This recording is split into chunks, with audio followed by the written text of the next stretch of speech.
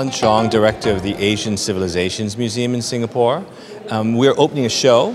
The Lost Dhow is based on a collection that's owned by the museum in Singapore, and it's being presented internationally for the first time. And we're very excited to work with the Aga Khan Museum to really talk about a show that bridges understanding between China, Southeast Asia, and the Islamic world. It's really one of the most interesting tales that can be told.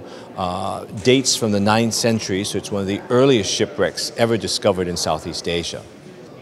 As far as we can recreate, the Belitung shipwreck was discovered in an island in the Java Sea by local fishermen diving for sea cucumbers. And a few of these bowls, they're changsha bowls made in China in the 9th century. There are 55,000 of them in this ship. A few of these bowls were taken out and sold locally. And local archaeologists who were working in Indonesia noticed it and tracked down the wreck. This was something that was happening a lot in the 90s in Indonesia.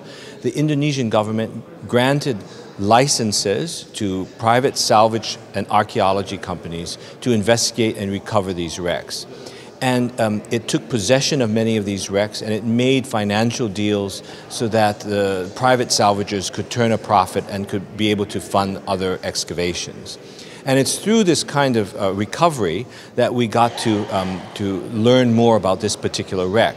And so in 2 seasons, in 1998 and 1999, a private salvager company using maritime archaeologists and experienced divers recovered the wreck, this particular wreck, with all of the ancillary materials, the wood, the fiber components, and it recovered as much as it could in that period. There was a threat of looting, and actually the Indonesian Navy was requested to guard the site in the periods between the excavations, and the Indonesian Navy complied, and the site was secured for 2.5 years. And so that's how the wreck was recovered, how the cargo came into being, and then the salvagers had it very carefully restored, because seawater will continue to eat away at ceramics, especially the glazes. One issue is whether marine archaeology represents a new phase in exploration, the recovery of artifacts. I think that's to a certain extent true, although we have a lot to do on land, especially as we investigate unknown sites, places that have been discovered that haven't really been documented very well yet. And I think there are great discoveries to be made both on land and in the sea. There is probably a more immediate threat to maritime archaeology because of the practice of underwater fishing, of industrialized fishing and of dragging the sea bottom and excavating, really damaging wrecks. This is happening particularly in the Mediterranean, that mass fishing has already destroyed sites.